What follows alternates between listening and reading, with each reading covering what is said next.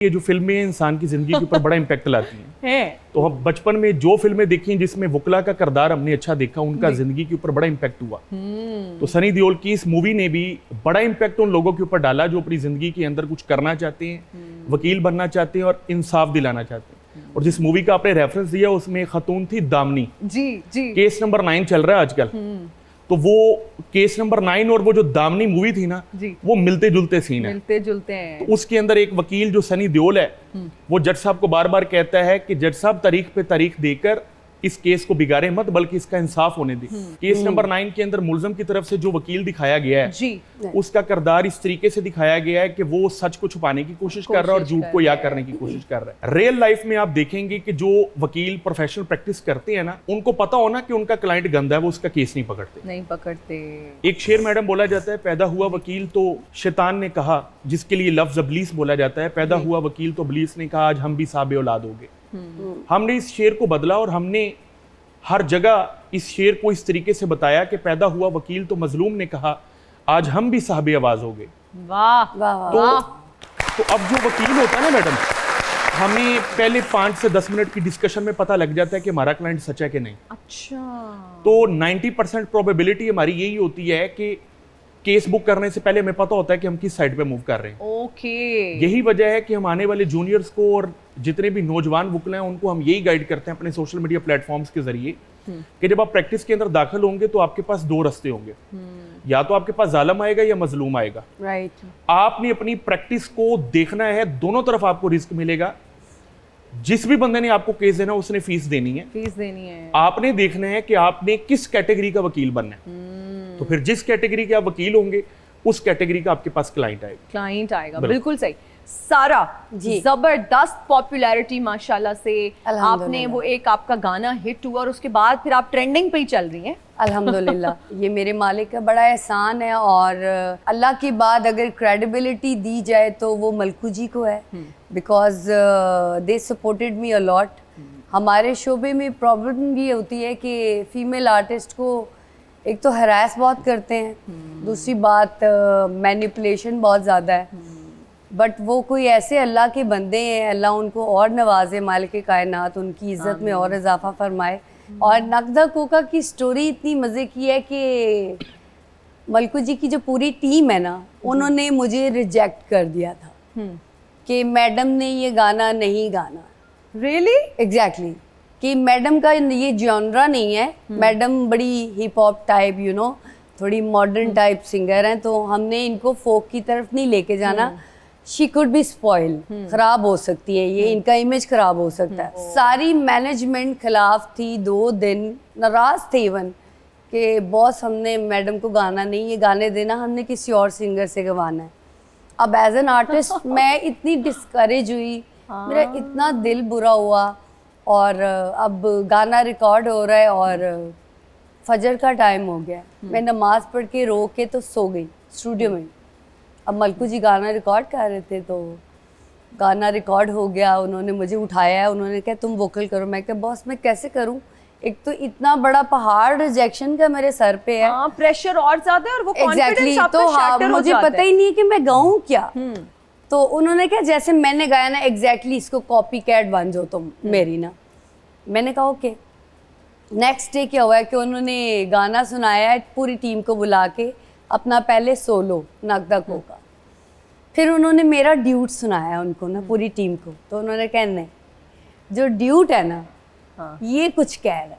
मलकू जी हमेशा मुझे एक बात कहते होते थे कि ये गाने ने तुम्हारी पहचान बनना है।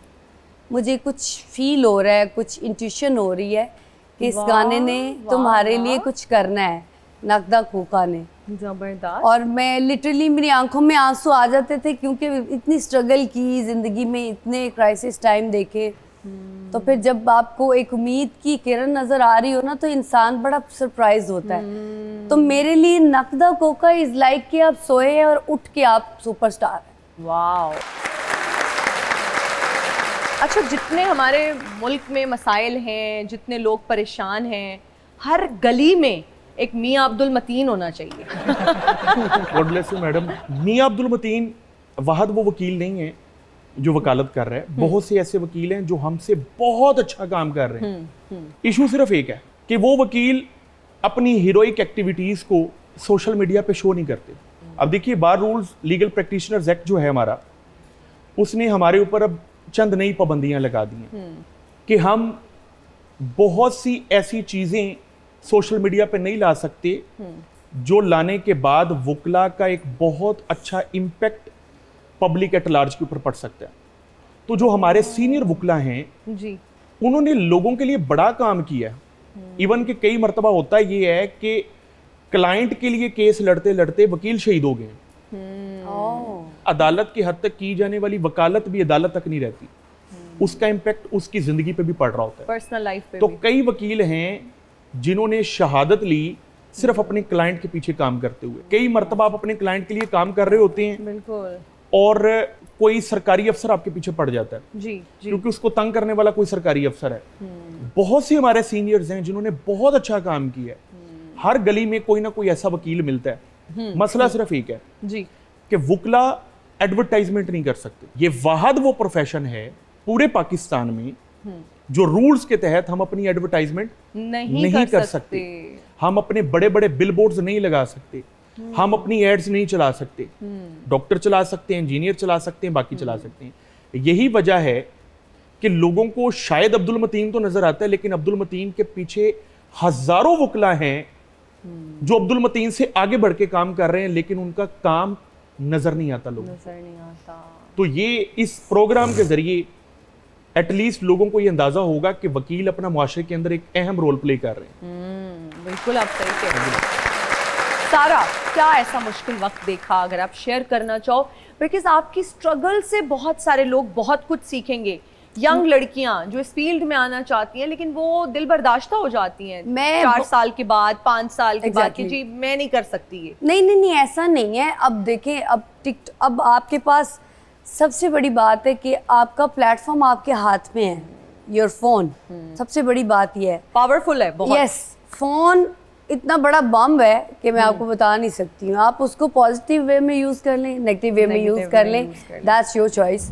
बट जो स्ट्रगल की बात करी है ना कि लड़कियाँ और न्यू कमर्स जो आए, मैं उनको ये मैसेज ज़रूर देना चाहूँगी कि there is no shortcut. You have to be patience, you have to wait till the time. जब तक आपका वक्त नहीं आता आपको वेट करना पड़ेगा। आपको अगर एक किसी मुकाम पे पहुंचना है और अगर आपने इज्जत का खाना है ना, तो फिर आपको वेट करना पड़ेगा, जैसे मैंने किया है। कितने साल आपने मुझे 14 साल लगे इस मुकाम पे पहुंचते हुए।